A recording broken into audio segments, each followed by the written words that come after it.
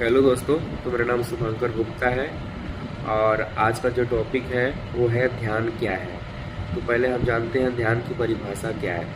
ध्यान एक मानसिक अभ्यास है जिसमें मन को शांत करना और एकाग्र करने की कोशिश की जाती है। तो ध्यान एक मानसिक अभ्यास है। तो मानसिक अभ्यास किसे कहते हैं?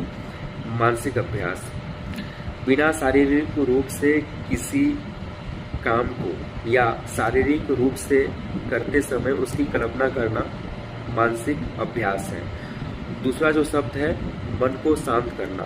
मन का मतलब मन एक मानसिक अवस्था है जिसमें विचारों और भावनाओं का एकाग्र होता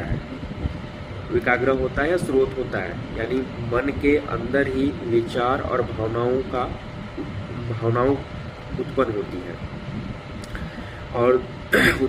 है और एकाग्र करने का मतलब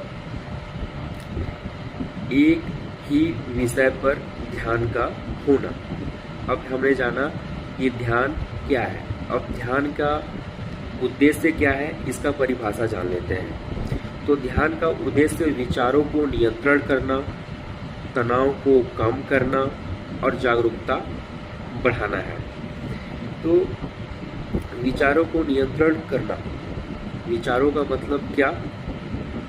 विचार मतलब जो हम अंदर ही अंदर खुद को बोलते हैं उसको विचार बोलते हैं, उसको नियंत्रण करना होता है। तनाव कम करना होता है। तो तनाव क्या है? तनाव जब इंसान दबाव महसूस करता है या किसी काम को करने में असमर्थ होता है उसे तनाव कहते हैं।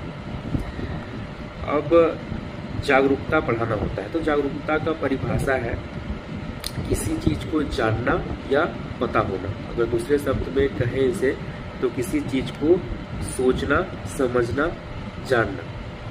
तो ये है ध्यान का उद्देश्य। और अगर हमें ध्यान को एक वाक्य में परिभाषित करना हो तो ये है कि हमारे दिल, दिमाग और शरीर का किसी एक काम में लग जाना।